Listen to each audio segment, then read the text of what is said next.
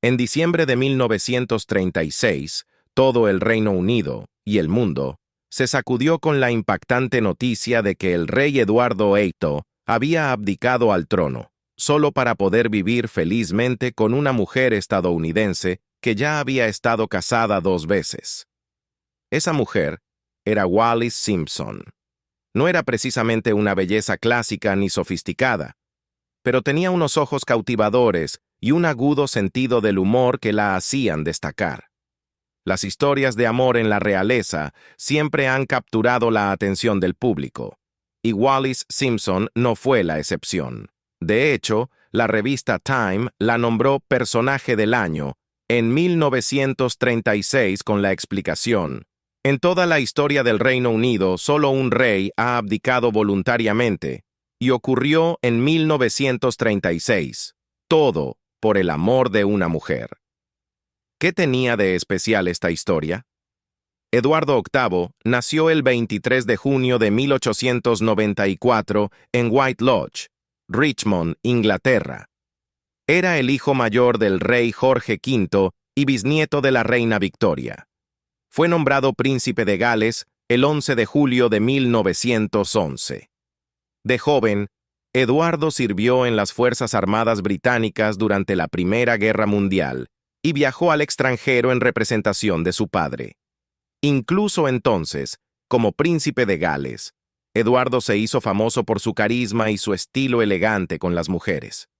Eduardo tenía un atractivo masculino indiscutible: cabello rubio, ojos azules hipnotizantes, y una actitud que lo hacía parecer siempre sofisticado y a la moda. Su apariencia impecable y su estatus real lo convirtieron en uno de los hombres más admirados de Gran Bretaña, casi como una estrella de cine. Su encanto y personalidad accesible lo hacían popular donde quiera que iba. Fue el primer miembro de la realeza británica en hablar por radio y ser fotografiado públicamente con un cigarrillo en la mano. También tocaba el banjo y frecuentaba clubes nocturnos en Londres, bailando hasta el amanecer. Joven, guapo y despreocupado, Eduardo era el soltero más codiciado del mundo en esa época. Con tanto atractivo y poder, no era de extrañar que Eduardo tuviera numerosas aventuras amorosas. Lo sorprendente fue su inclinación por mujeres mayores y casadas. Se cree que su complicada relación con su madre durante la infancia lo llevó a buscar afecto y protección en mujeres maduras. En enero de 1936, tras la muerte de su padre, Eduardo se convirtió en el rey Eduardo VI. Ya era muy querido por el pueblo, pero su reinado sería breve, durando solo 325 días. Cuando expresó su deseo de casarse con Wallis Simpson, el gobierno británico y la mayoría de los países de la Commonwealth se opusieron firmemente a la unión. Eduardo se enfrentó entonces a una decisión imposible: la corona o la mujer que amaba. Al final, eligió el amor, renunciando al trono, al poder y a su estatus por Wallis Simpson, una mujer que ya había pasado por 2 divorcios. Él declaró con sinceridad: no puedo llevar a cabo las responsabilidades de un rey sin la ayuda y el apoyo de la mujer que amo. Y nunca se arrepintió de su decisión. Un día después de su abdicación, el 11 de diciembre de 1936, Eduardo zarpó hacia Francia, convencido de que su sacrificio por amor valía la pena. Tras finalizar su divorcio, Wallis se casó con Eduardo el 3 de junio de 1937 en una ceremonia privada en el Château de Candé, en Tours, Francia. Por amor a Wallis, Eduardo no solo renunció al trono, sino también a su país. Después de casarse, se le prohibió regresar a Inglaterra, a menos que recibiera una invitación oficial de la familia real. Tras su abdicación, Eduardo fue nombrado Duque de Windsor. Junto a Wallis, vivió una vida de lujo, alternando entre Francia y Estados Unidos, siendo considerados una de las parejas mejor vestidas del mundo. Se intercambiaban regalos costosos y eran invitados frecuentes a los eventos sociales más exclusivos. El 28 de mayo de 1972, Eduardo falleció a los 78 años debido a un cáncer de garganta. Después de su muerte, Wallis regresó a París, donde vivió el resto de sus días. Falleció 14 años después, el 24 de abril de 1986, tras sufrir un infarto. Su cuerpo fue llevado de vuelta a Inglaterra, donde fue enterrada junto a su amado esposo. Incluso en la muerte, Wallis no fue completamente aceptada por la familia real británica. Ellos la culpaban por haber transformado a Eduardo en lo que consideraban un hombre egoísta y desinteresado de su país. Aunque la historia de amor entre Eduardo y Wallis se ha vuelto legendaria, muchos aún se preguntan qué tenía esta mujer de tan especial como para que un rey lo dejara todo por ella. Wallis Simpson vivió una de las vidas más vibrantes del siglo XX. Una estadounidense adinerada y libre de espíritu, conmocionó al mundo al casarse con Eduardo e influir en su decisión de alejarse de la realeza. Si bien este capítulo de su vida es el más famoso, Wallis ya había tenido una vida llena de aventuras mucho antes de conocer a Eduardo, y su historia continuó incluso después de que su romance dejara de ser noticia. Elegante, decidida y siempre fascinante, Wallis Simpson habría sido una celebridad en cualquier época. Quizás fue su calma y fortaleza ante la adversidad lo que hizo que Eduardo no solo la amara, sino que también la admiraba profundamente. El amor, después de todo, es un misterio, especialmente cuando dos personas están dispuestas a renunciar a todo para estar juntas. Esta es la verdad no contada de Wallis Simpson. La mujer que conocemos como Wallis Simpson nació como Besse Wallis Warfield en Blue Ridge Summit, Pensilvania, alrededor del 19 de junio de 1896. Sin embargo, su fecha exacta de nacimiento sigue siendo incierta, ya que no hay un certificado de nacimiento ni registros en los periódicos locales.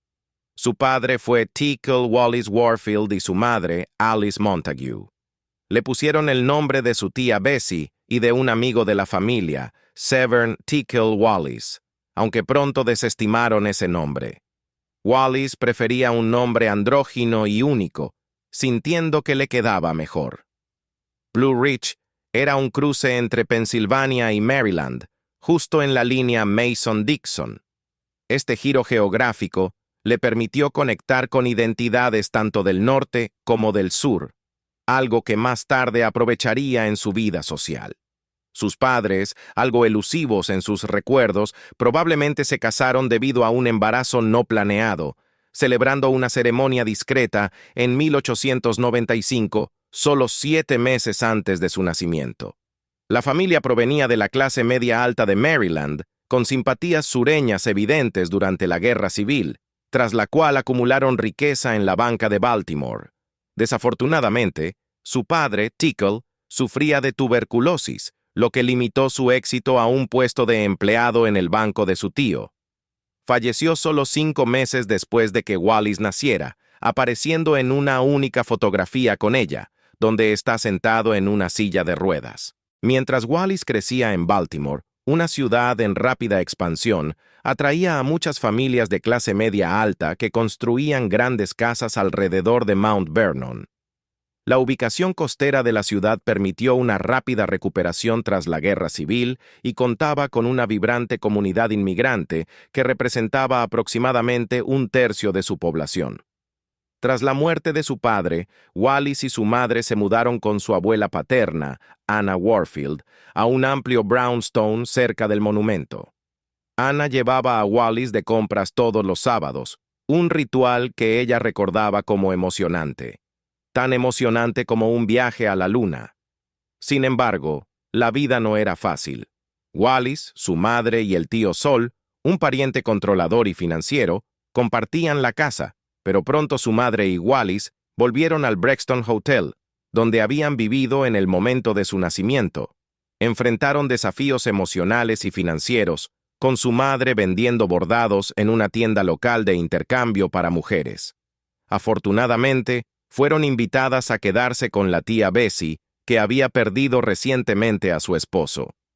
Mientras vivían allí, Wallis asistió a la escuela de Miss O'Donnell y luego a la escuela Arundel, donde recibió una educación básica pero esencial, financiada por el tío Sol, a quien debía informar sobre su desempeño escolar. Finalmente, Wallis se transfirió a Oldfields, la escuela más prestigiosa de Baltimore, donde descubrió su amor por el baloncesto, jugando bajo la atenta mirada de una profesora llamada Charlotte Noland.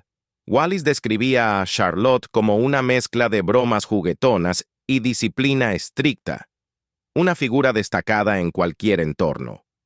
Oldfields tenía un enfoque anticuado hacia la educación, enfatizando la honestidad entre los estudiantes, quienes eran alentados a admitir sus faltas. Wallis tenía una reputación de travesuras, conocida por escaparse para ver chicos y por liderar a sus compañeros con su audacia e independencia. Durante su tiempo en Oldfields, su madre se casó nuevamente con John Racine, hijo de un prominente líder demócrata de Baltimore. Esta nueva unión trajo cierta estabilidad financiera, pero no borró la memoria de Tickle en los corazones de ninguna de las dos mujeres. También fue en Oldfields donde Wallis conoció a una de sus mejores amigas, Mary Kirk. Descrita como loca por los chicos, estaban más interesadas en la moda que en los estudios, a menudo atrayendo la atención masculina en eventos sociales. En la primavera de 1914, Wallis se graduó de Oldfields, firmando su anuario con la nota: "Todo es amor". Después, ella y Mary dieron el salto al mundo de las debutantes, aunque su gran introducción fue opacada por la inminente guerra en Europa. Wallis necesitaba organizar su propia fiesta de debutante, pero tras la muerte de su padrastro en 1913, el tío Sol se negó a financiarla, citando la guerra. Sin poder contar con su propia celebración, dependía de las invitaciones de amigos y rivales. La tragedia volvió a golpear cuando la abuela de Wallis falleció, llevando a la familia a un periodo de profundo luto. Para escapar de esta pesadez, Wallis se mudó a Florida para quedarse con su prima, Corinne Mustin, cerca de una base naval de aviación estadounidense. Fue aquí, en abril de 1916, cuando Wallis, ahora de 19 años, se sintió cautivada por el emocionante mundo de los aviadores, escribiendo rápidamente a su madre sobre conocer al aviador más fascinante del mundo. El teniente Earl Winfield Spencer Jr., 8 años mayor que Wallis, capturó su interés de inmediato. Un piloto experimentado con 6 años de servicio en la Marina, Win era respetado y fue el 20º piloto en la Marina de EEUU en obtener sus alas. Semanas después de conocerse, propuso matrimonio, y Wallis aceptó con entusiasmo, aunque insistió en obtener la bendición de su familia primero. 5 meses después, celebraron su compromiso con una fiesta en el Baltimore Country Club. El 8 de noviembre de 1916, se casaron en medio de un trasfondo de agitación política y discusiones sobre la entrada en la guerra en Europa. Este tema había sido central en las recientes elecciones presidenciales, con muchos estadounidenses creyendo que deberían apoyar a los aliados mientras mantenían a sus propias tropas fuera del conflicto. La luna de miel los llevó a Virginia Occidental y Nueva York, donde Wallis tuvo su primer encuentro con las luchas de Win con el alcohol. En una ocasión, estalló de rabia cuando no pudo encontrar una bebida en la seca Virginia Occidental. Poco después, regresaron a Florida, donde Win trabajó como instructor de vuelo, y Wallis se acomodó en la rutina de esposa de un oficial de la Marina, organizando eventos para las esposas de otros oficiales y probando su mano en la pintura. En abril de 1917, Estados Unidos entró en la guerra, lo que llevó a la pareja a mudarse a Boston, donde Win se convirtió en el comandante de la Escuela Naval de Aviación en Squantum. Se sintió efectivamente anclado por el traslado, que percibió como un descenso en su carrera, lo que alimentó su creciente ira y frustración, emociones que lo empujaron más al alcohol. Durante los siguientes 8 años, Wallis soportó un matrimonio problemático con Win, quien se volvió cada vez más cruel y manipulador. Durante sus horas de trabajo, ella a menudo deambulaba por las calles de Boston, asistiendo a juicios para pasar el tiempo. Finalmente, se mudaron nuevamente cuando Wynn fue asignado a iniciar una nueva escuela de vuelo en San Diego. A medida que la guerra se prolongaba, la ira de Wynn escalaba, especialmente tras la muerte de su hermano, Dumaresque, quien fue asesinado en acción mientras volaba en Francia. Dumaresque había sido galardonado con la Croix de Guerre a la edad de 17 años, y los sentimientos de celos y frustración de Wynn se profundizaban, llevando a Mary Kirk a preocuparse por la posible violencia que Wallis enfrentaba en casa. Según los posteriores relatos de Wallis, el comportamiento de Wynn se volvió más abusivo a medida que enfrentaba contratiempos en su carrera, incluyendo ser pasado por alto para promociones. Él la obligaba a mirar mientras quemaba fotografías familiares y la encerraba en su habitación durante horas. En 1920 decidieron vivir separados, pero eventualmente se reunieron cuando Wynn fue destinado a Washington en la oficina de aeronáutica. Durante este periodo, las tendencias abusivas de Wynn persistieron. Tras un incidente en el que la encerró en el baño durante horas, Wallis decidió divorciarse de él, a pesar del enorme estigma social que conllevaba tal decisión. Su familia no ofreció apoyo. Tanto su madre como su tía criticaron el plan, afirmando que mancharía el nombre de la familia. Poco después, Wynn fue asignado al Lejano Oriente como capitán de un barco cañonero, mientras Wallis se quedaba en viviendo con su madre y sobreviviendo con los $225 mensuales que Wynn le enviaba. Para el otoño de 1922, Wallis se mudó a una casa en Georgetown con una amiga, esposa de otro aviador destinado en el Lejano Oriente. Esta amiga era hija de un almirante, lo que otorgó a Wallis un estatus social que le permitió relacionarse con hombres influyentes, un ambiente que describió como un paraíso especial para una mujer sola. Deseosa de encajar, Wallis se mantuvo informada sobre eventos actuales, preparándose para conversar con sus nuevos conocidos. Cuando surgió la oportunidad de un viaje a París con su prima, no lo dudó y zarpó en 1924. Mientras estaba en Francia, Wallis se enteró de que su tío Sol no financiaría su divorcio. Al recibir una carta de Wynn invitándola a unirse a él en el Lejano Oriente, aceptó y llegó a Hong Kong en septiembre de 1924. Inicialmente, parecía que habían reparado su relación. Wynn afirmaba haber dejado de beber y se veía más saludable. Sin embargo, esta fachada no duró mucho. En pocas semanas, volvió a sus viejos hábitos, alimentado por los celos y la sospecha de que Wallis coqueteaba con otros hombres mientras él estaba de servicio. Finalmente, Wallis le informó a Wynn que su segundo intento de matrimonio había terminado, y él no hizo ningún esfuerzo por detenerla. Viajó sola a Shanghái, una ciudad tensa tras la fundación del Partido Comunista en 1921. Desde 1842, Shanghái había estado bajo control británico, creando una división entre los ocupantes y la población local. Durante su estancia, Wallis se aventuró a Pekín, a pesar de las advertencias del consulado estadounidense sobre bandidos armados en el camino. Allí, se relacionó con diplomáticos y oficiales militares, incluido el esposo de la hija de Benito Mussolini, aunque no encontró nuevos pretendientes. Después de su emocionante año de loto en China, Wallis regresó a Estados Unidos, llegando a Seattle en septiembre de 1925. Visitó a su madre brevemente antes de mudarse a Virginia, con la esperanza de conseguir un divorcio. Wallis escribió a Wynn, pidiéndole que proporcionara una carta en la que declarara que él la había desertado y que no habían estado en contacto durante los últimos 3 años, una tergiversación, dado sus recientes encuentros en China. Para su sorpresa, Wynn accedió a poner la fecha de la carta hacia atrás. A finales de 1927, su tío Sol falleció, dejando a Wallis con poco más que una pequeña habitación y un bono en el banco familiar. Su decisión de desheredarla se debió a su desaprobación por el divorcio. En diciembre de 1927, obtuvo oficialmente su divorcio de Wynne, finalmente libre para trazar su propio camino.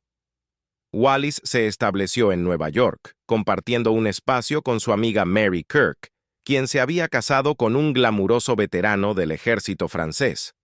Este hombre había llegado a Estados Unidos para entrenar a tropas americanas. Wallis hizo algunos intentos poco convencionales de encontrar trabajo, pero carecía de motivación, apoyándose en la suerte y en la esperanza de un marido que la mantuviera. Mary se frustraba cada vez más con la falta de iniciativa de Wallis, recordando cómo incluso había rechazado un trabajo de secretaria simplemente porque no le gustaban las máquinas de escribir. Durante este tiempo, Mary presentó a Wallis a Ernest Simpson y su esposa, Dorothea.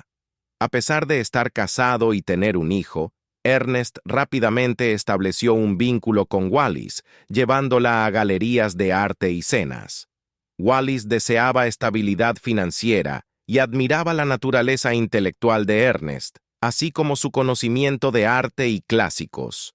Aunque carecía del encanto de los oficiales navales que había conocido en Florida, había mostrado valentía al abandonar Harvard a los 21 años para unirse a los Coldstream Guards y luchar en la Primera Guerra Mundial, aunque no había visto acción en el frente. Casi todos los días llevaba con orgullo su corbata de los Guards. Ernest adoptó lo que creía era un enfoque británico hacia la vida, marcado por la moderación financiera y un stiff upper lip. A pesar de su herencia judía, su hijo recordaba más tarde cómo Ernest minimizaba esta parte de su identidad, exhibiendo incluso un antisemitismo casual en la mesa. Su hijo solo aprendió sobre su herencia tras la muerte de Ernest. En julio de 1928, Wallis escribió a su madre, expresando su convicción de que casarse con Ernest era la decisión más sensata. Me gusta mucho y es amable, lo cual será un contraste. No puedo seguir vagando por el resto de mi vida y me siento tan cansada de luchar sola contra el mundo y sin dinero. Más tarde ese mes, Wallis y Ernest se casaron en una oficina de registro en Chelsea, un lugar que ambos encontraron sombrío. Después, celebraron en el Grosvenor Hotel antes de dirigirse a Francia para su luna de miel. Fue un tiempo de alegría para Wallis. Sentía que Ernest era un maravilloso guía y le proporcionaba una sensación de seguridad que no había experimentado desde su infancia. Al regresar, Wallis intentó establecerse en los círculos sociales británicos, pero sus esfuerzos encontraron éxito limitado. La novelista Barbara Cartland la describió como agresivamente americana y recordó haberse sorprendido por algunas de las historias vulgares que Wallis compartía. Wallis luchaba por adaptarse a las nuevas dinámicas sociales de la vida en Londres, notando una marcada diferencia en el estatus de género en comparación con sus experiencias en EE, mientras que ella y las esposas de los oficiales navales en América luchaban activamente por el estatus de sus maridos. Descubrió que las mujeres británicas, a pesar de su formidable influencia en sus propias esferas, a menudo aceptaban un rol subordinado. En 1929, Wallis se enteró de que su madre estaba gravemente enferma y cruzó rápidamente el Atlántico solo para encontrarla en coma. Su madre falleció el 2 de noviembre, habiendo perdido sus ahorros en el crack de la bolsa. Wallis se llenó de rabia y dolor por esta injusticia y regresó a Londres decidida a distraerse, volcando su energía en decorar su nuevo hogar. Este esfuerzo pronto elevó su estatus social, ya que se hizo conocida por sus animadas fiestas y su estilo único de anfitriona, a menudo presentando cocina sureña que le valió una buena reputación. Desde su llegada a Londres, Wallis había expresado su deseo de conocer a Eduardo, el príncipe de Gales. A sus 37 años, Eduardo seguía siendo joven y encantador, atrayendo atención donde quiera que iba. Había asistido al Osborne Naval College y luego al Magdalen College, Oxford. pero dejó la universidad antes de graduarse para unirse a los Grenadier Guards cuando estalló la Primera Guerra Mundial. Aunque nunca vio combate, lidiaba con una relación complicada con su padre, el rey Jorge V, sintiendo resentimiento cuando su padre lo mantenía alejado de la línea del frente. Este periodo tumultuoso afectó a Eduardo, ya que sus diarios revelaron una profunda depresión y una obsesión por su apariencia que rozaba la anorexia. A menudo era errático, causando estrés a su personal, llegando tarde a los eventos oficiales y desestimando noticias serias sobre la salud de su padre con risas, pensando que era una broma. Wallis y Eduardo se conocieron por primera vez en enero de 1931, a través de una amiga en común, Thelma Furness, quien los invitó a una semana de cacería de zorros en Leicestershire. Nerviosa ante el encuentro, Wallis había solicitado clases de etiqueta de antemano. Sin embargo, al llegar, su personalidad franca salió a la luz y reprendió al príncipe por discutir temas triviales, instándolo a involucrarse en conversaciones más profundas. Pasaron varias semanas antes de que se volvieran a encontrar, pero Wallis sintió una emoción cuando Eduardo la reconoció durante su segundo encuentro en mayo. Más tarde, ella y Ernest fueron presentados en la corte, donde Ernest se vistió con su uniforme de los Guards para la ocasión. Eduardo hizo un comentario sobre la iluminación, sugiriendo que hacía que todas las mujeres lucieran horribles. Cuando le elogió su vestido, Wallis le respondió juguetonamente: «Pero señor, pensé que había dicho que todas lucíamos horribles». A principios de 1932, Wallis invitó al príncipe a su casa por primera vez, planeando un menú clásico americano que incluía sopa de frijoles negros, langosta a la parrilla, pollo frito Maryland y soufflé de frambuesa. La velada se extendió hasta las 4 de la mañana, con Eduardo pidiendo varias de las recetas de Wallis, marcando el comienzo de una conexión cautivadora entre ellos. La noche resultó ser un éxito, y Eduardo invitó a Wallis a pasar un fin de semana en su casa. Ella y Ernest fueron bienvenidos, pero luego Ernest comenzó a sentirse cada vez más incómodo con el comportamiento de su esposa. Él trabajaba más que nunca en la ciudad, mientras que Wallis deseaba organizar fiestas extravagantes que él luchaba por financiar. Desde mediados de 1932, la pareja se encontró con frecuencia invitada a la residencia del príncipe de Gales, supuestamente para acompañar a la amiga de Wallis, Thelma Furness, quien entonces era la novia de Eduardo. Como mujer casada, se esperaba que Wallis supervisara sus interacciones. Con el tiempo, Wallis y Ernest se fueron distanciando. Él viajaba a menudo por trabajo, mientras Wallis cultivaba su relación con Eduardo, quien claramente valoraba su compañía. Incluso organizó una celebración de cumpleaños por su 37º, que Wallis correspondió obsequiándole un encendedor con sus iniciales e invitándolo a una reunión del Día de la Independencia en su casa. Thelma se embarcó hacia Estados Unidos, dejando a Eduardo sin su compañía. Con Wallis y Ernest cada vez más distantes, ella pasó más tiempo con el príncipe que nunca. Sin embargo, se sintió algo sorprendida por la intensa atención que él exigía, con múltiples llamadas telefónicas cada día y visitas inesperadas a su departamento. Wallis se preocupaba por su matrimonio y expresaba con frecuencia sus inquietudes en cartas, temiendo perder a Ernest, a quien amaba y de quien dependía para obtener estabilidad. Cuando el príncipe la invitó a asistir a Ascot, la tía de Wallis escribió una carta severa criticando el comportamiento de Eduardo y advirtiendo a Wallis sobre las implicaciones para Ernest. Eduardo dejó claro que Wallis había tomado el lugar de Thelma.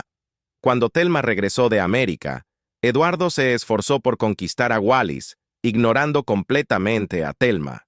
Se distanció de muchos de sus antiguos amigos, permitiendo solo que las llamadas de Wallis llegaran.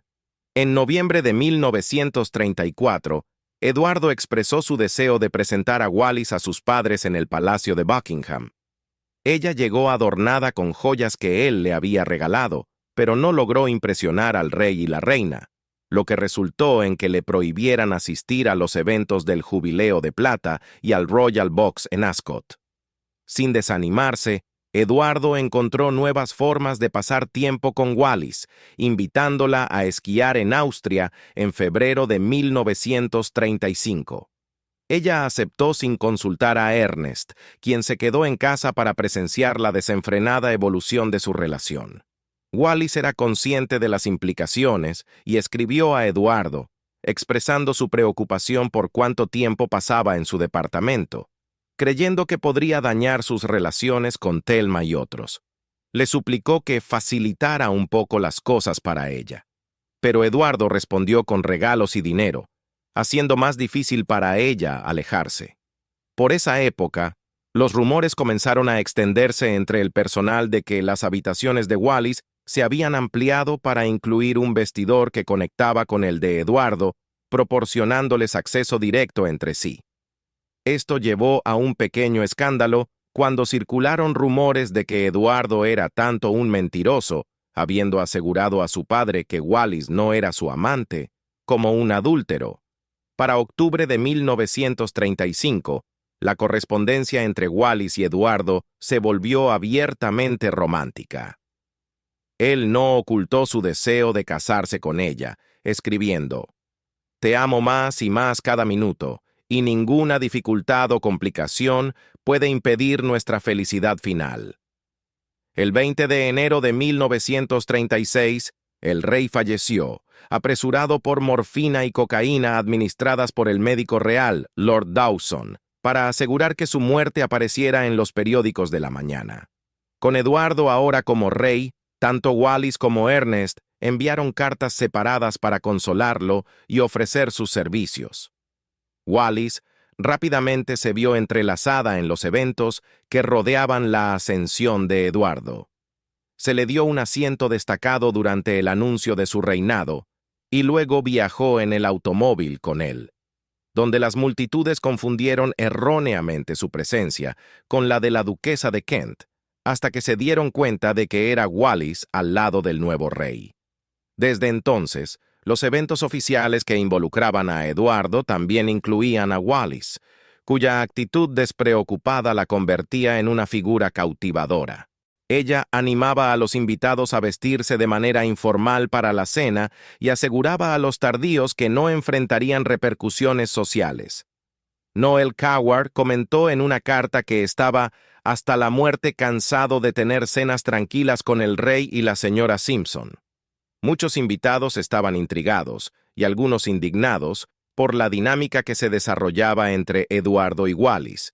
Ella a menudo afirmaba su autoridad sobre él, incluso bromeando sobre su decisión de que le leyeran documentos en lugar de leerlos él mismo. El primer ministro Baldwin se alarmó cada vez más por el enfoque del nuevo rey hacia la gobernanza.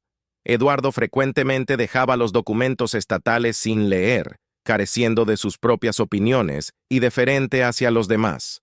Wallis ganó acceso a estos documentos, convirtiéndose en una confidente, lo que llevó a Baldwin a restringir los documentos estatales solo a aquellos que requerían la firma del rey. En 1936, Europa enfrentaba un gran tumulto, con Adolf Hitler invadiendo la Renania, violando el Tratado de Versalles y una prolongada campaña contra el golpe fascista de Franco en España.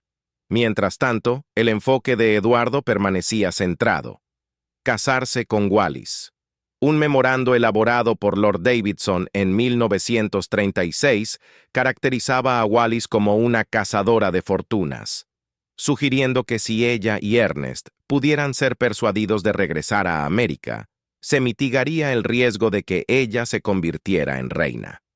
El memo concluía con una advertencia sobre los estrechos lazos de Wallis con Leopold von Hirsch y su posible acceso a documentos estatales secretos. Esta sección del memorándum refleja serias preocupaciones de que Wallis pudiera filtrar información sensible a Alemania, especialmente dada la posición de Leopold von Hirsch como embajador. George VI confió más tarde al primer ministro: Debo decirte con toda honestidad que no confío en la lealtad de Wallis. De hecho, Wallis atraía la atención de varios altos funcionarios italianos y alemanes, incluido Joachim von Ribbentrop, el enviado especial de Hitler. Amigos notaron que él la visitaba todos los días mientras estaba en Londres, siempre enviándole lujosos arreglos florales cuando tenía que irse.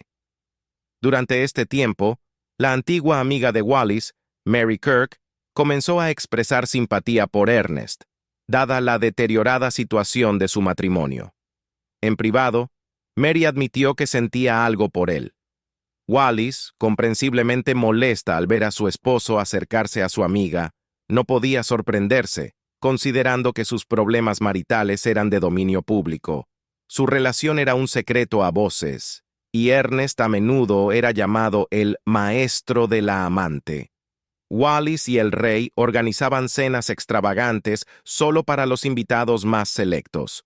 Una ocasión memorable en mayo los tuvo entreteniendo al primer ministro Stanley Baldwin y su esposa, junto con el almirante Sir Ernle Chatfield y el aviador Charles Lindbergh y su esposa, Anne.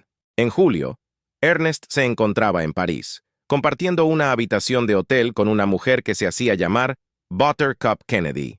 Cuando regresó a casa, encontró una carta de Wallis que anunciaba su intención de solicitar el divorcio. Parecía que alguien había estado siguiendo a Ernest y comunicando información a Wallis. Al leer su carta, decidió mudarse y refugiarse en el Guards Club. Con el proceso de divorcio en marcha, Wallis y el rey planearon una escapada juntos. Eduardo quería visitar España, pero se le desaconsejó hacerlo debido a la Guerra Civil Española. Realmente estoy molesto con el Ministerio de Relaciones Exteriores por haber arruinado mis vacaciones de esta manera estúpida, escribió a su madre. En cambio, decidieron navegar por la costa dálmata, escoltados por 2 destructores de la Royal Navy. En casa, el tema del divorcio seguía siendo un tabú. Menos de 5,000 parejas al año lograban separarse legalmente, y hasta 1937. Una esposa solo podía solicitar el divorcio si su marido había cometido adulterio. Si ambas partes habían sido infieles, la ley, de manera extraña, impedía a cualquiera obtener un divorcio. Como rey, Eduardo se esperaba que mantuviera la ley y encarnara un ideal, convirtiendo su amor por Wallis en un dilema significativo. Algunas cartas publicadas más tarde sugirieron que Wallis se sentía coaccionada por Eduardo durante este tiempo. Se decía que él le advirtió que si lo dejaba, tomaría medidas drásticas. Wallis se encontró atrapada en una situación precaria, escribiendo a menudo a Ernest sobre cuánto lo extrañaba y lamentando su separación. Expresaba sentimientos de miedo y atrapamiento, atrapada en un escenario que se descontrolaba. Las presiones públicas y privadas aumentaron, y Wallis enfrentó hostilidad de la duquesa de York, quien la ignoraba abiertamente en los eventos. La prensa la vilificaba cada vez más como la meretriz americana. En una carta conmovedora a Ernest, confesó: «He tenido tanto problemas y complicaciones con todos. Además, tengo miedo del tribunal, etc. Y la prensa de ha hecho un daño incalculable. Me siento pequeña y derrotada por todo esto». Terminó la carta con amor, Wallis. Estoy tan sola. Mientras la prensa británica se abstuvo en gran medida de cubrir escandalosamente a la pareja, los medios estadounidenses se obsesionaron presentando regularmente fotografías de Eduardo y Wallis. El juicio de divorcio fue un gran espectáculo, culminando en una escena bastante embarazosa donde Ernest admitió haber disfrutado de cama y desayuno con Elizabeth Buttercup Kennedy, quien era en realidad Mary Kirk, la amiga de la infancia de Wallis. Todo el caso se resolvió en solo 14 minutos, tras los cuales Wallis cenó con el rey. Durante la cena, Eduardo compartió que había hablado con Stanley Baldwin la semana anterior, revelando su firme intención de casarse con Wallis. El primer ministro se opuso a la idea, pero sentía que su deber se limitaba a aconsejar al monarca. La situación fue resumida de manera conmovedora por Violet Bonham Carter, hija del ex primer ministro H. Asquith, quien notó que el rey enfrentaba un dilema que muchos seres humanos han tenido que enfrentar y resolver con menos en juego. Sin embargo, muchos en el establecimiento británico no compartían esta comprensión. Lady Hilda Runciman informó que la Legión Británica declaró: «No podríamos soportar el shock de la propuesta de matrimonio del rey y Wallis Simpson». Este sentimiento fue ecoado en toda la comunidad religiosa, alarmada ante la idea de tal unión, y comenzó una campaña para promover el valor de los matrimonios estables y sin rupturas. Wallis enfrentó una creciente oposición de la aristocracia y figuras políticas, y como se le advirtió, la prensa no tardaría en mantenerse en silencio por mucho más tiempo. El posible matrimonio era un asunto tan apremiante que el ex primer ministro australiano Stanley Bruce recordó una conversación con Baldwin sobre la alarmante y devastadora posibilidad de que el rey se casara con la mujer. La gente de este país y los dominios nunca aceptarían a la mujer como reina. Posiblemente, la Cámara de los Comunes cancelaría la lista civil, el trono estaría en peligro, el imperio en peligro, el gobierno renunciaría y sería imposible formar un gobierno alternativo. Poco después, el rey le dijo directamente a Baldwin: «Tengo la intención de abdicar y casarme con la señora Simpson», una declaración que Baldwin luchó por comprender. Wallis continuó manteniendo públicamente que ella y el rey eran solo amigos, aunque no tenían planes de casarse. En su correspondencia privada con Ernest, expresaba su deseo de regresar a él y daba a entender que se sentía completamente fuera de control en un paisaje social y legal que se había desbordado de sus intenciones originales. A medida que la situación de Wallis se volvía cada vez más desesperada, se convirtió en blanco de la violencia. Le arrojaban piedras a las ventanas, recibía cartas amenazadoras escritas con tinta envenenada, y los funcionarios se preocupaban por su seguridad. Baldwin incluso expresó su temor de que alguna mujer pudiera dispararle, y Wallis se encontraba incapaz de llevar una vida normal. Hacer compras o visitar sus salones favoritos se volvía imposible en medio de amenazas constantes. En diciembre de 1936, quedó claro que Wallis ya no podía permanecer en Inglaterra. La creciente reacción en contra de la pareja, desencadenada por un ataque del doctor A. Beppo F. Blunt, el obispo de Bradford, encendió la furia de la prensa británica. Poco después, los medios decidieron levantar el embargo autoimpuesto sobre la cobertura de su situación. La última noche que Wallis pasó con Eduardo en Inglaterra fue desgarradora. El rey estaba emocional, rogándole que lo llamara una vez que se hubiera ido, sin importar la hora. Wallis partió hacia Francia ese mismo día, llegando a un hotel en Rouen a las 5:15 de la mañana.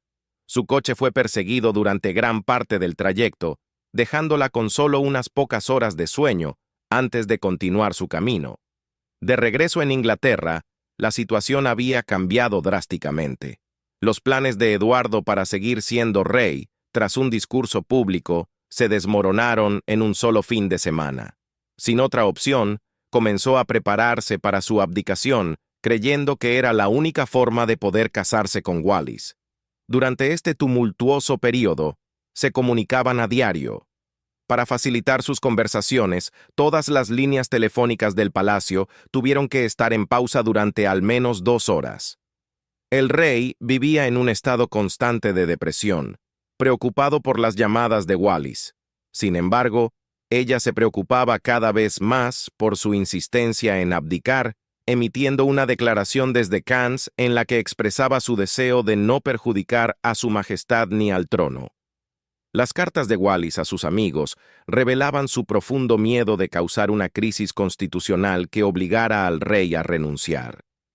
El abogado del rey, Theodore Goddard, se reunió con Wallis en Francia y observó en privado que ella estaba definitivamente preparada para dejar a Eduardo para prevenir una crisis, pero él estaba decidido a no dejarla ir.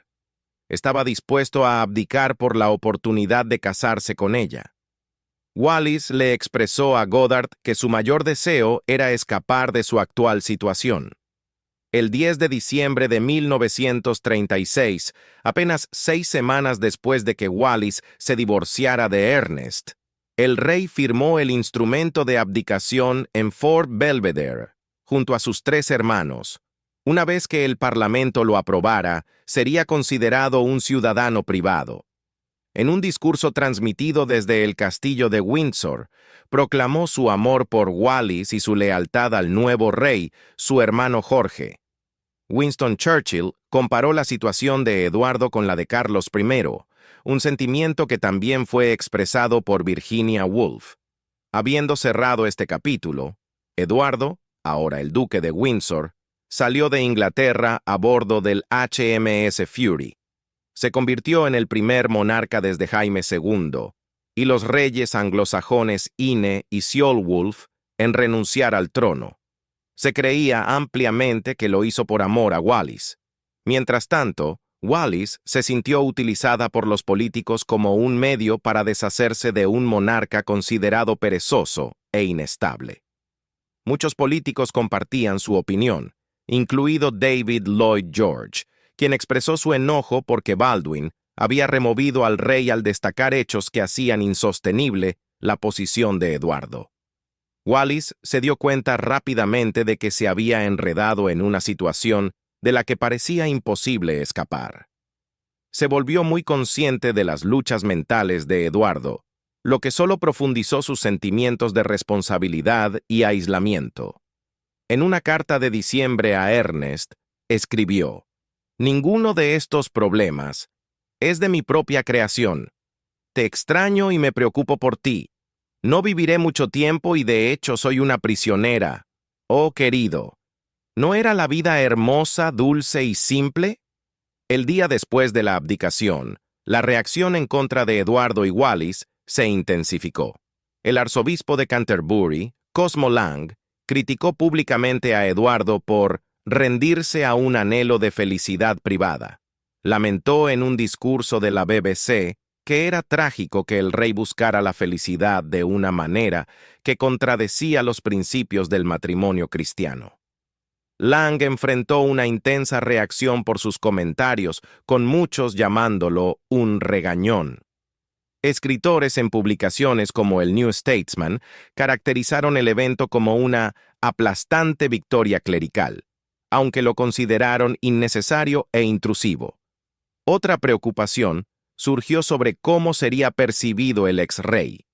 Buckingham Palace temía que el duque de Windsor, más encantador y aventurero que el nuevo rey, pudiera opacarlo incluso después de abdicar. Eduardo mantenía popularidad entre ciertos círculos británicos y recibía apoyo de la British Union of Fascists. Su líder, Oswald Mosley, afirmaba estar en contacto directo con Eduardo y esperaba ayudarlo a formar un nuevo gobierno. Para Navidad de 1936, tanto Eduardo como Wallis estaban en Europa, pero separados. Habían acordado no reunirse de inmediato. Wallis permaneció en Francia mientras Eduardo se quedó en Austria. Wallis escribía con frecuencia a Ernest, expresando su frustración y aburrimiento con la situación. También estaba molesta por la publicación de varias biografías que hacían afirmaciones falsas sobre ella. En un giro extraño, se encontró exhibida como una figura de cera en Madame Tussauds, pero no junto a los royales. En su lugar, estaba con figuras como María Antonieta y Juana de Arco. A principios de marzo de 1937, Wallis dejó Cannes con su sirvienta, Mary Burke, para visitar el Valle del Loira, quedándose con Charles Bedeau, un empresario hecho a sí mismo, conocido por su trabajo en gestión laboral. Bedeau más tarde enfrentaría acusaciones de coludirse con los nazis y se suicidó antes de su juicio por traición. En la década de 1930 ya estaba bajo vigilancia de los servicios de seguridad de EE, UU y británicos. pero investigaciones posteriores revelaron que en realidad había trabajado para proteger propiedades judías y sabotear la producción alemana. Mientras tanto, Eduardo se concentraba en planear la boda por la que había sacrificado tanto. Surgieron preocupaciones de que si algún miembro de la familia real asistía, podría socavar aún más su posición. Eduardo estaba frustrado por esto, escribiendo a su hermano para pedir ayuda en asegurar un lugar digno para su matrimonio con Wallis. El rey respondió, expresando su deseo de ayudar, pero recordándole que esto no era simplemente un asunto privado. El único capellán real dispuesto a oficiar la boda de Eduardo y Wallis fue R. A. Jardine, el vicario de St. Paul's en Darlington. Jardine, un ex predicador callejero que alguna vez afirmó ser sanador, se sintió obligado a asumir este papel tras una profunda experiencia religiosa en la que creyó escuchar una voz que le instruía a viajar a Francia para la ceremonia. Entre los involucrados en los preparativos de la boda estaba Constance Spry, una florista de sociedad y amiga cercana de Eduardo, que había perdido ingresos significativos por la coronación. Wallis esperaba compensar esto contratándola para su boda. A medida que se acercaba el día de la boda se enviaron invitaciones, pero relativamente pocos invitados aceptaron. Muchos estaban preocupados por cómo asistir afectaría sus reputaciones en casa. La ceremonia estaba programada para el 3 de junio de 1937 en el Château de Candé, el hogar de Charles Bedaux. En la mañana de la boda, Eduardo se reunió con Jardine y le estrechó la mano, expresando su gratitud. Gracias a Dios que has venido. Perdona mi lenguaje, pero eres el único que tuvo el valor de hacer esto por mí. Inicialmente, el altar para la ceremonia era un cofre de roble traído de otra habitación, aunque finalmente se obtuvo un altar adecuado de una iglesia cercana. Para su tercera boda, Wallis llevó un vestido de crepé azul pálido complementado con un sombrero de estilo halo. Este tono particular se conocería como azul Wallis, elegido específicamente para hacer juego con sus ojos, que resaltó aún más con zafiros elaborados por Van Cleef y Arpels. El mejor hombre de Eduardo fue Edward Fruity Metcalfe, su antiguo ayudante y amigo cercano. En el día de la boda, una carta del rey Jorge VI dejó claro que Wallis no tendría derecho al título de Su Alteza Real, un hecho que Eduardo describió amargamente como un bonito regalo de bodas. A pesar de esto, decidió referirse a ella como HRH y ordenó a su casa que hiciera lo mismo, lo que a menudo generaba confusiones. Baba Metcalfe, la esposa de Fruity, comentó sobre la inusual circunstancia. 7 ingleses estaban presentes en la boda de un hombre que, hace 6 meses, era el rey de Inglaterra. La fiesta de bodas estaba compuesta principalmente por amigos cercanos, Fruity y Baba, Herman y Catherine Rogers, Walter Monckton, el asesor legal de Eduardo, Charles y Fern Bedaux, sus anfitriones, la tía Bessie Merriman, Lady Selby, Dudley Forwood y George Allen. Aunque Léon Blum, el primer ministro francés, envió un ramo de flores, no hubo representación oficial del gobierno británico. Después de oficiar la boda, Jardine regresó a una parroquia y un país que lo rechazaban, y eventualmente se mudó a América. Muchos invitados arriesgaron su reputación al asistir, con Lady Selby viajando sin su esposo, quien se negó a acompañarla por sus preocupaciones. Así, Eduardo y Wallis se casaron, pero de muchas maneras, el duque de Windsor no logró asegurar títulos reales para su esposa ni llevar a cabo una ceremonia digna. Tras la boda, los recién casados se embarcaron en su luna de miel, viajando a las montañas de Carintia y a Venecia, que había sido decorada lujosamente por el régimen fascista de Mussolini. Pasaron varios meses explorando Europa antes de establecerse en París, donde inicialmente residieron en el Hotel Meurice. Más tarde, encontraron un hogar en Versalles, luego en el Boulevard Suchet. Durante este tiempo, Sus vidas se caracterizaban por el aislamiento y la falta de dirección, subrayando su estatus como exiliados. En medio de esta falta de rumbo, una invitación de Charles Badeau para visitar Alemania se volvió atractiva. Eduardo había admirado a Alemania durante mucho tiempo y apoyaba abiertamente a su pueblo y su gobierno. El embajador austrohúngaro reportó que en 1933, Eduardo había expresado notables simpatías por los nazis, condenando el Tratado de Versalles y sugiriendo que, si estallaba una guerra nuevamente, debería estar del lado ganador, que creía que sería Alemania. Un viaje a Alemania también ofrecía a Wallis la perspectiva de una visita de Estado, completa con el pomp y circunstancia que acompañaba su título. A principios de octubre, Eduardo y Wallis llegaron a Berlín, recibidos por varios líderes nazis en la estación Friedrichstraße. Más tarde se reunieron con Goebbels, Ribbentrop, Himmler y Hess. Su visita incluyó recorridos por minas, campamentos juveniles y proyectos de vivienda, con Eduardo disfrutando de la oportunidad de hablar alemán y deleitándose con la cálida recepción que recibió, un marcado contraste con lo que había dejado atrás. El momento más significativo de su viaje llegó cuando el duque y la duquesa se encontraron con Adolf Hitler en su retiro montañés, el Berghof. Este encuentro se produjo apenas 3 días después de que Lord Halifax expresara interés en comprender las ambiciones expansionistas de Hitler. El encuentro reforzó la creencia de Hitler de que si tomaba el control de Inglaterra, podría instalar a Eduardo y Wallis como una pareja gobernante simpática. Para muchos observadores, la imagen de Eduardo y Wallis sonriendo ante Hitler y sus guardias uniformados se convirtió en una imagen definitoria de su relación. Mientras esto ocurría, los lazos de Eduardo con su familia se deterioraban por completo. Era muy consciente de que su hermano, su cuñada, la reina y su madre estaban firmemente en contra de cualquier posibilidad de su regreso. En una carta que escribió a su madre, dejó claro cómo se sentía.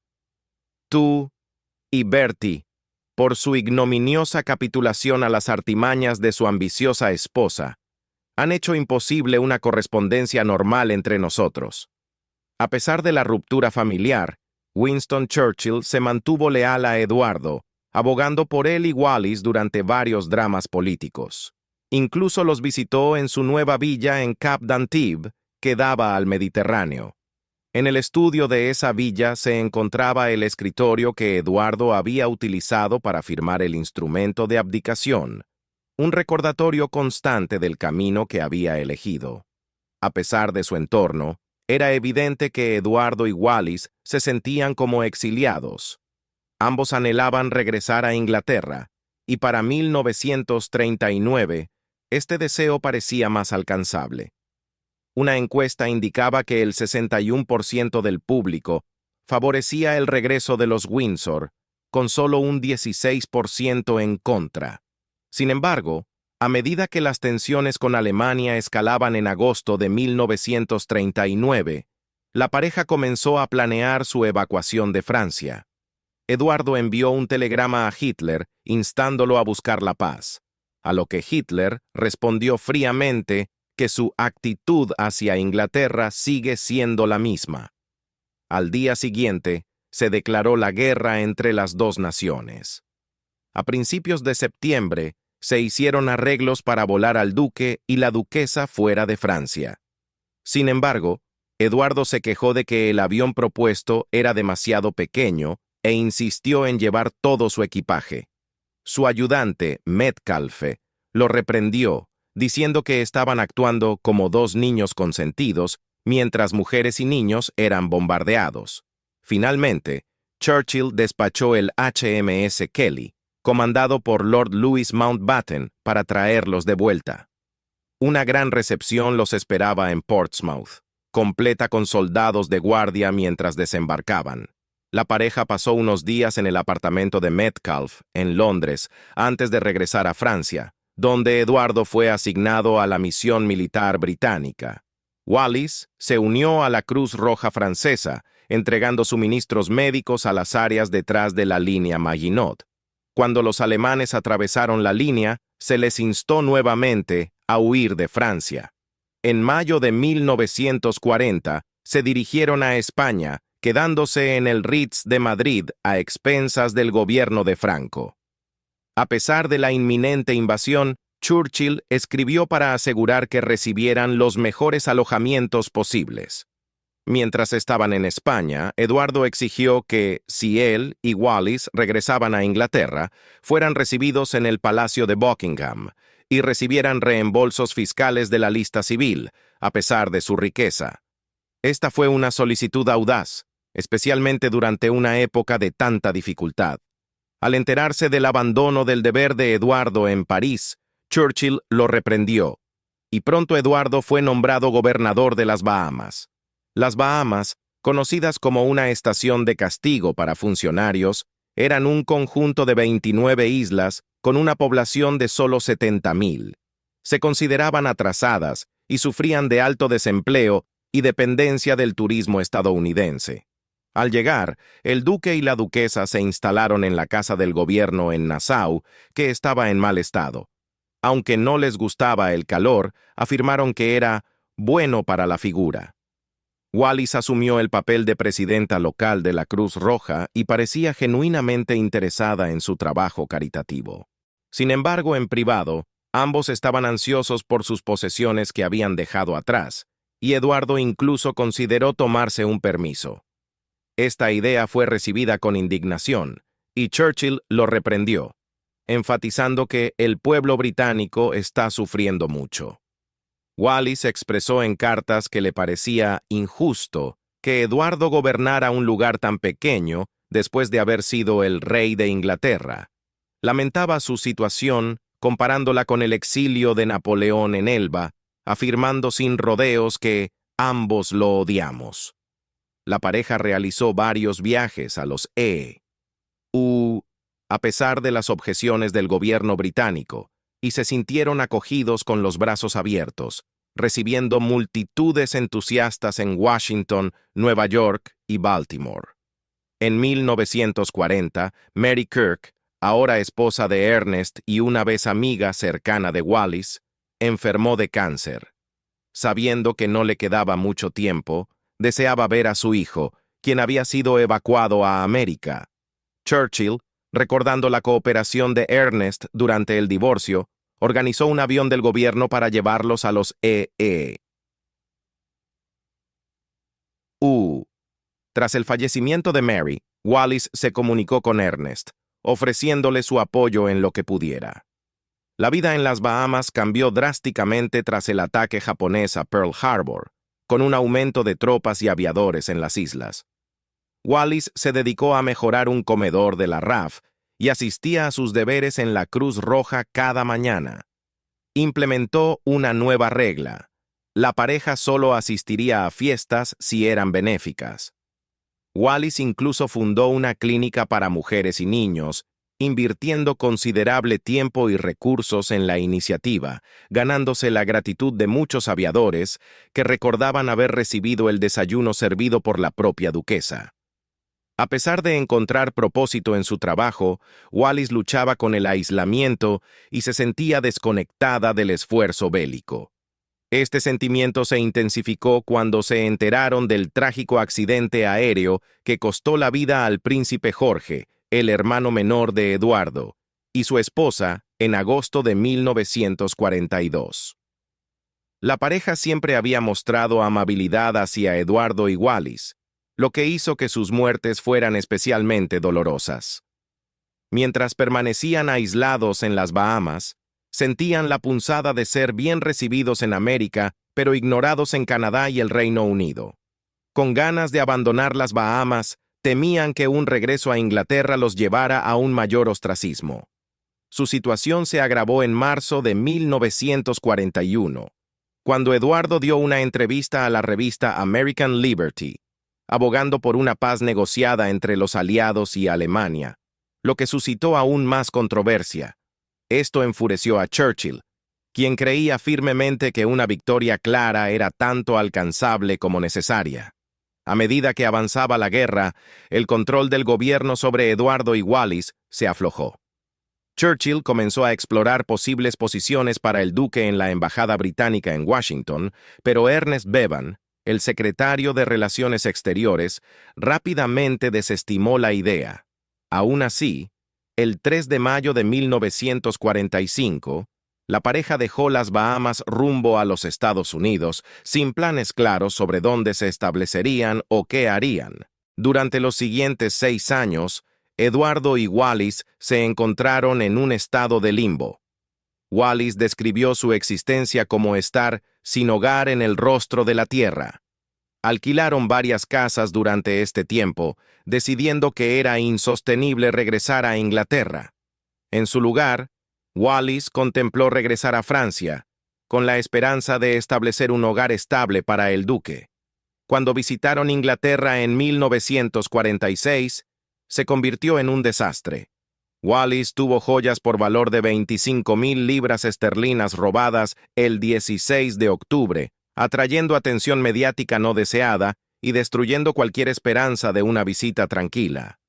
Esto llevó a un renovado escrutinio sobre su estilo de vida, particularmente la percepción de exceso y vanidad de Wallis.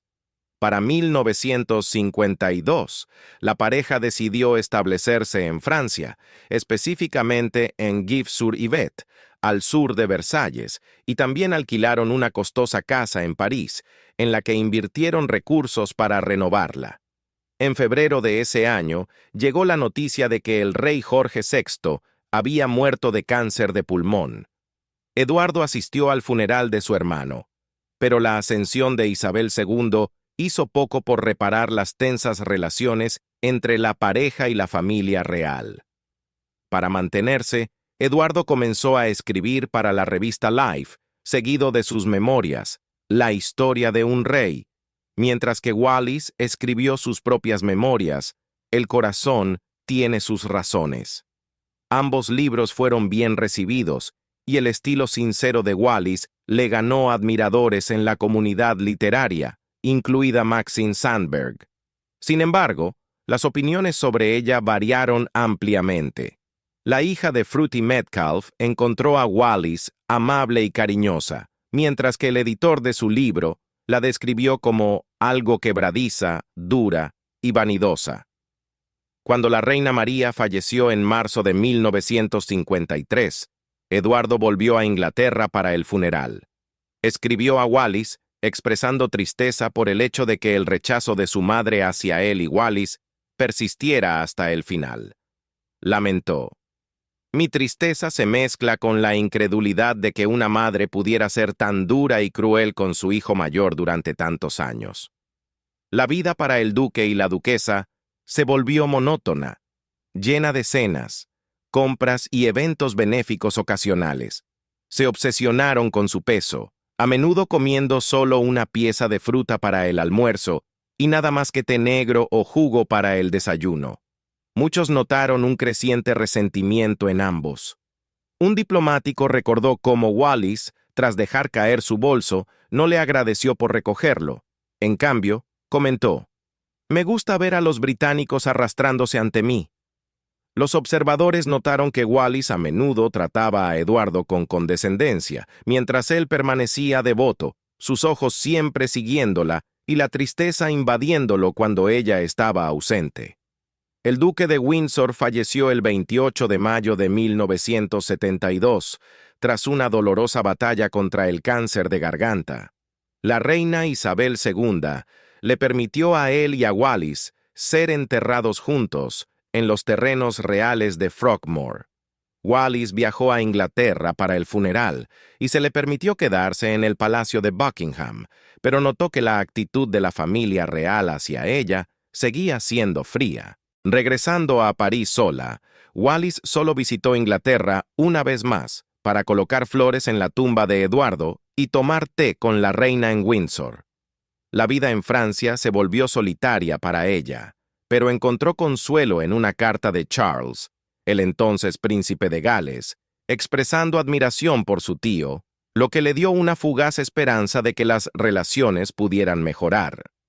A medida que su salud se deterioraba, Wallis comenzó a actuar como si Eduardo aún estuviera vivo, hablándole y suplicándole que no abdicara. Para 1975, su estado había empeorado significativamente y pasaba gran parte del tiempo entrando y saliendo del hospital. Falleció el 24 de abril de 1986 en París. Su servicio fúnebre se llevó a cabo en la capilla de San Jorge en Windsor, al que asistieron unas 200 personas. Muchas de las flores que adornaban su ataúd no provenían de amigos, sino de las casas de moda Van Cleef y Dior, que había apoyado a lo largo de su vida. Wallis fue enterrada junto al duque de Windsor. Hoy en día, Wallis Simpson es recordada como una mujer ambiciosa que persiguió sus propios intereses, a menudo a expensas de otros, incluyendo a Mary Kirk y Ernest Simpson. Era indudablemente aventurera y valiente, viajando a lugares nuevos y a veces peligrosos, en busca de nuevas experiencias y oportunidades sociales. Sin embargo, su vida también estuvo marcada por la turbulencia, desde una infancia problemática y un primer matrimonio abusivo hasta sentimientos de soledad en su segundo matrimonio. Su relación con Eduardo a menudo se sentía asfixiante, lo que se reflejaba en sus numerosos deseos registrados de escapar. Casarse con Eduardo condujo a un mayor aislamiento y exilio, con él obsesivamente devoto. En ocasiones, Wallis parecía desconectada de su entorno. Su amor por el lujo chocaba con las duras realidades enfrentadas por una población desgastada por la guerra. Sin embargo, también se dedicó a esfuerzos benéficos, particularmente con la Cruz Roja y como funcionaria en las Bahamas, donde muchos miembros del servicio la recordaban con cariño. ¿Cuáles son tus pensamientos sobre Wallis Simpson? ¿Fue tratada injustamente durante su vida o debería ser recordada como una astuta y ambiciosa trepadora social? Comparte tus pensamientos en los comentarios a continuación, y gracias por mirar.